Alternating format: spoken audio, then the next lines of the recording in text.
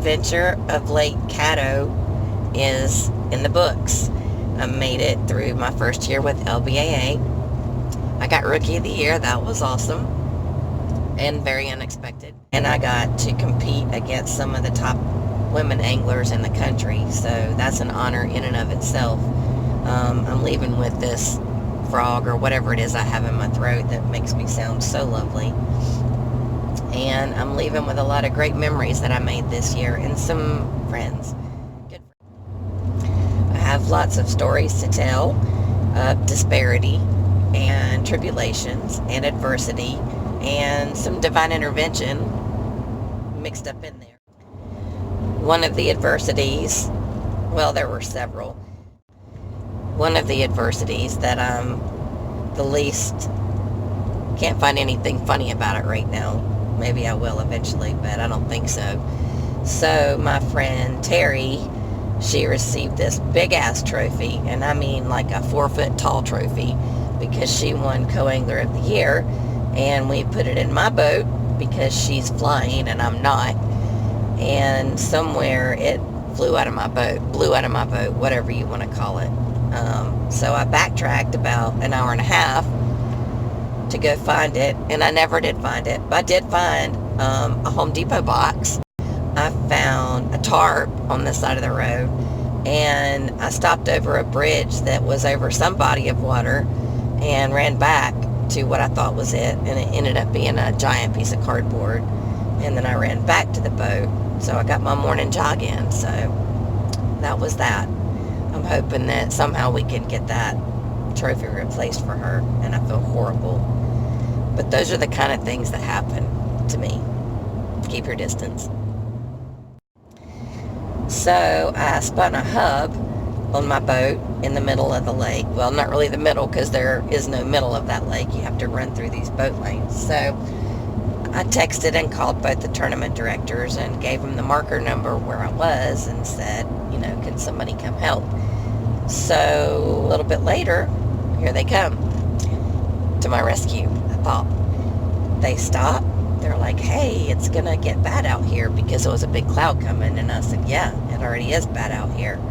And they took off.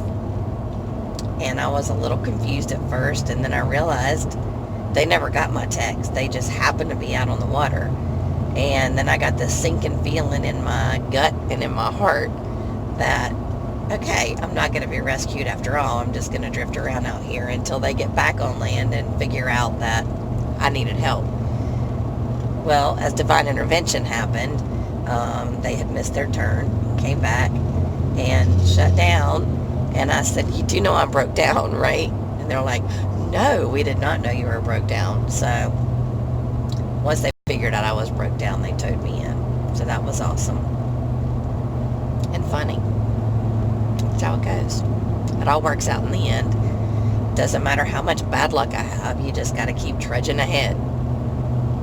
In the eyes of adversity, something always good comes out.